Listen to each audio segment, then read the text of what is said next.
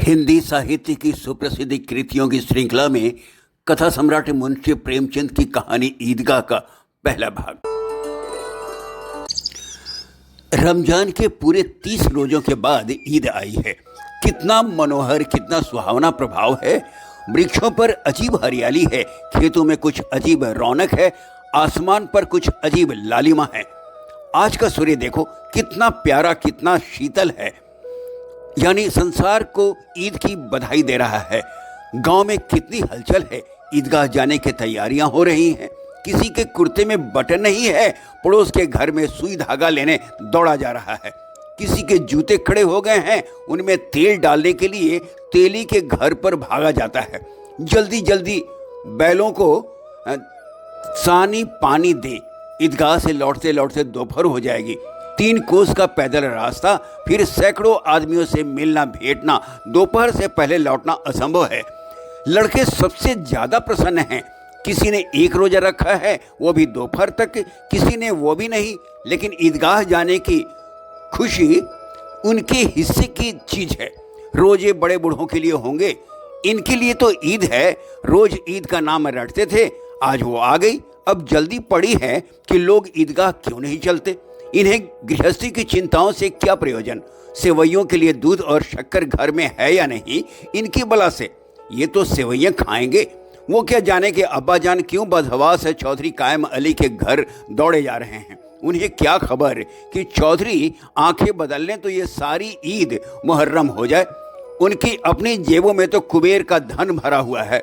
बार बार जेब से अपना खजाना निकाल कर गिनते हैं और खुश होकर फिर रख लेते हैं। महमूद गिनता है 1, 2, 10, 12।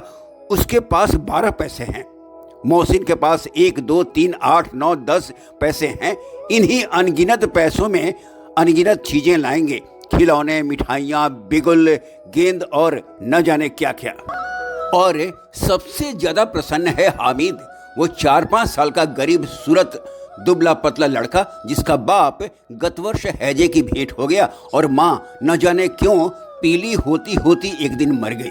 किसी को पता क्या बीमारी है, कहती तो कौन सुनने वाला था। दिल पर जो कुछ बीतती थी वो दिल में ही सहती थी, और जब न सहा गया तो संसार से विदा हो गई। अब हामिद अपनी बूढ़ी दादी अमीना की गोद में सोता है और उतना ही प्रसन्न है। उसके अब्बा जान रुपए कमाने गए हैं, बहुत सी थैलियां लेकर आएंगे। अम्मी जान अल्लाह मियाँ के घर से उसके लिए बड़ी अच्छी अच्छी चीज़ें लाने गई हैं, इसलिए हामिद प्रसन्न है। आशा तो बड़ी चीज़ है, और वो फिर बच्चों की आशा, उनकी कल्पना तो राई का पर्वत बना देती है। हामिद के पाँव में जूते नहीं हैं, सिर पर एक पुरानी धुरानी टोपी है जिसका गोटा काला पड़ गया है, फिर भी वो प्रसन्न है। जब उसके अब्बा जान थैलियाँ और अम्मी जान नियामतें लेकर आएंगी तो वह दिल से अरमान निकाल लेगा। तब देखेगा मोहसिन, नूरे और सम्मी कहाँ से उतने पैसे निकालेंगे। अभागिन अमीना अपनी कोठरी में बैठी रो रही है। आज ईद का दिन, उसके घर में दाना नहीं। आज आबिद होता तो क्या इसी तरह ईद आती और चली जाती। इस अंधकार और निराशा में वो डूबी जा रही है। किसने बुलाया था इस निगोड़ी ईद को। इस घर में उसका काम नहीं, लेकिन हामिद, उसे किसी के मरने जीने से क्या मतलब। उसके अंदर प्रकाश है, बाहर आशा। विपत्ति अपना सारा दल बल लेकर आए, हामिद की आनंद भरी चितवन उसका विध्वंस कर देगी। हामिद भीतर जाकर दादी से कहता है, तुम डरना नहीं अम्मा, मैं सबसे पहले आऊंगा, बिल्कुल न डरना। अमीना का दिल खचोट रहा है। गांव के बच्चे अपने अपने बाप के साथ जा रहे हैं। हामिद का बाप अमीना के सिवा और कौन है। उसे कैसे अकेले मेले जाने दे। उस भीड़ भाड़ में बच्चा कहीं खो जाए तो क्या हो। नहीं, अमीना उसे यूं न जाने देगी। नन्ही सी जान, 3 कोस चलेगा कैसे। पैर में छाले पड़ जाएंगे, जूते भी तो नहीं हैं। वो थोड़ी थोड़ी दूर पर उसे गोद ले लेती, लेकिन यहाँ सेवैयाँ कौन पकाएगा। पैसे होते तो लौटते लौटते सब सामग्री जमा करके चटपट बना लेती। यहाँ तो घंटों चीजें जमा करते लगेंगे। मांगे का ही तो भरोसा ठहरा। उस दिन फनीहमन के कपड़े सिले थे, 8 आने पैसे मिले थे। उस अठन्नी को ईमान की तरह बचाती चली आती थी इसी ईद के लिए, लेकिन कल ग्वालन सिर पर सवार हो गई तो क्या करती। हामिद के लिए कुछ नहीं है तो 2 पैसे का दूध तो चाहिए ही। अब तो कुल 2 आने पैसे बच रहे हैं, 3 पैसे हामिद की जेब में, 5 अमीना के बटवे में। यही तो बिसात है और ईद का त्यौहार। अल्लाह ही बेड़ा पार लगावे। धोमन और नाइन और मेहतरानी और चुड़िहारिन सभी तो आएंगी। सभी को सेवैयाँ चाहिए और थोड़ा किसी को आंखों नहीं लगता। किस किस से मुंह चुराएंगी और मुंह क्यों चुराए? साल भर का त्यौहार है, जिंदगी खैरियत से रहे, उसकी तकदीर भी तो उसी के साथ है। बच्चे को खुदा सलामत रखे, ये दिन भी कट जाएंगे। गांव से मेला चला और बच्चों के साथ हामिद भी जा रहा था। कभी सबके सब दौड़कर आगे निकल जाते, फिर किसी पेड़ के नीचे खड़े होकर साथ वालों का इंतजार करते। ये लोग क्यों इतना धीरे धीरे चल रहे हैं? हामिद के पैरों में तो जैसे पर लग गए हैं। वो कभी थक सकता है? शहर का दामन आ गया।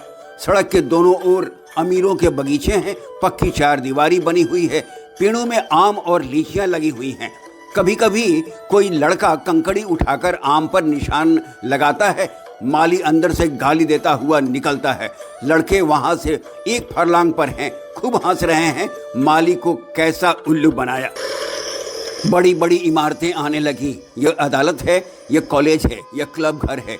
इतने बड़े कॉलेज में कितने लड़के पढ़ते होंगे? सब लड़के नहीं हैं जी, बड़े बड़े आदमी हैं। सच, उनकी बड़ी बड़ी मूछें हैं। इतने बड़े हो गए, अभी तक पढ़ने जाते हैं। न जाने कब तक पढ़ेंगे और क्या करेंगे इतना पढ़कर।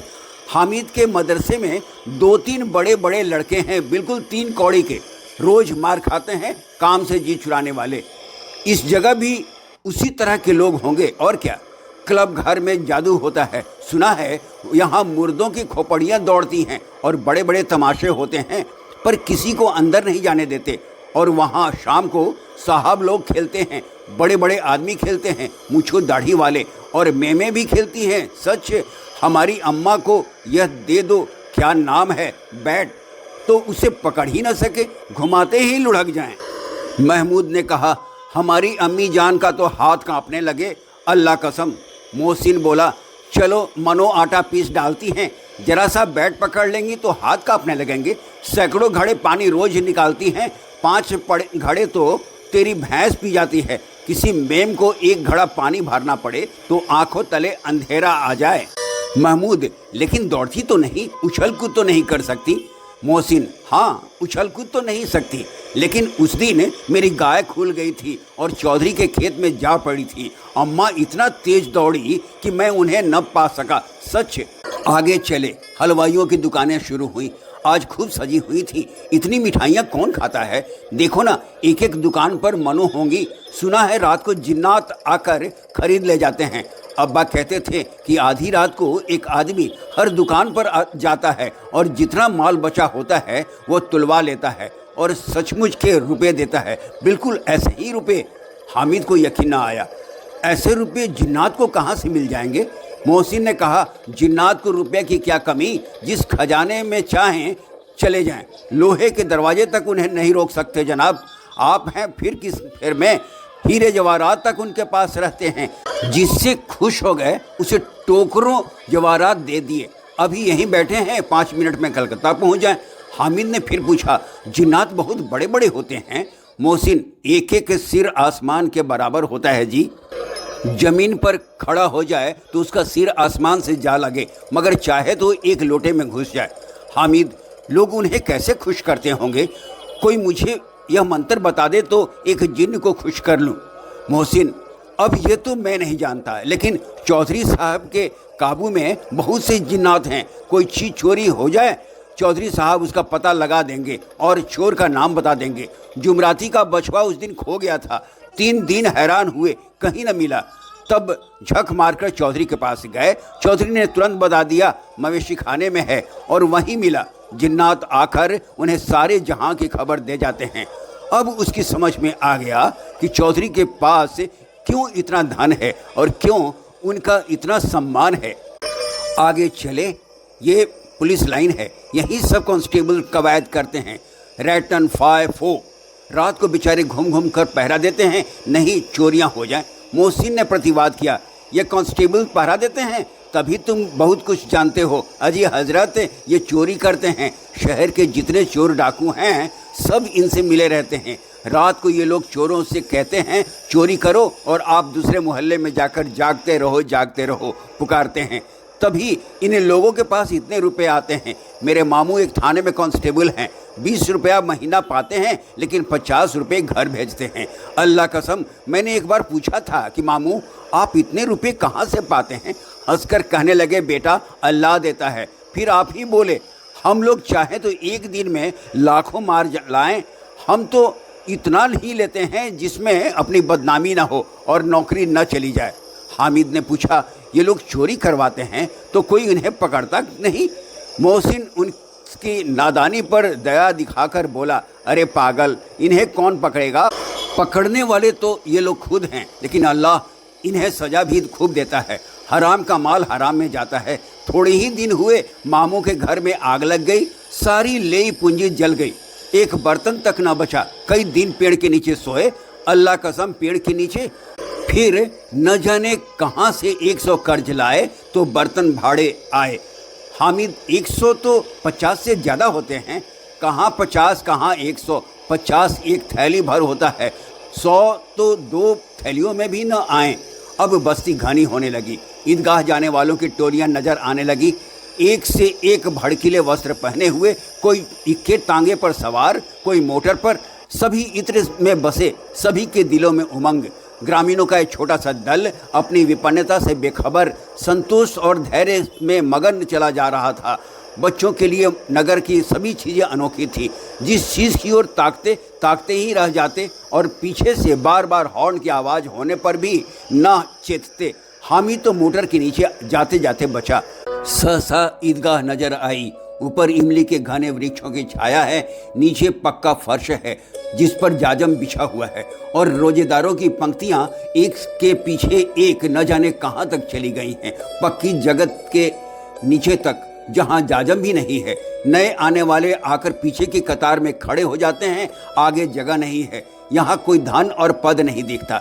इस्लाम की निगाह में सब बराबर हैं। इन ग्रामीणों ने भी वजू किया और पिछली पंक्ति में खड़े हो गए। कितना सुंदर संचालन है, कितनी सुंदर व्यवस्था। लाखों सिर एक साथ सिजदे में झुक जाते हैं, फिर सबके सब एक साथ खड़े हो जाते हैं, एक साथ झुकते हैं और एक साथ घुटनों के बल बैठ जाते हैं। कई बार यही क्रिया होती है, जैसे बिजली की लाखों बत्तियां एक साथ प्रदीप्त हों और एक साथ बुझ जाएं, और यही क्रम चलता रहा। कितना अपूर्व दृश्य था, जिसकी सामूहिक क्रियाएं, विस्तार और अनंतता हृदय को श्रद्धा, गर्व और आत्मानंद से भर देती थी। मानो भ्रातृत्व का एक सूत्र इन समस्त आत्माओं को एक लड़ी में पिरोए हुए है। बेहद दिलचस्प है। ईद की नमाज के बाद मेला घूमने निकले हामिद और उसके दोस्तों की कहानी। बस थोड़ा इंतजार अगले भाग तक का। अब तक की प्रस्तुति कैसी लगी, कमेंट बॉक्स में अपने विचार से हमें अवगत कराएं। पसंद आई हो तो लाइक और शेयर करें। हाँ, चैनल को सब्सक्राइब जरूर कर दें।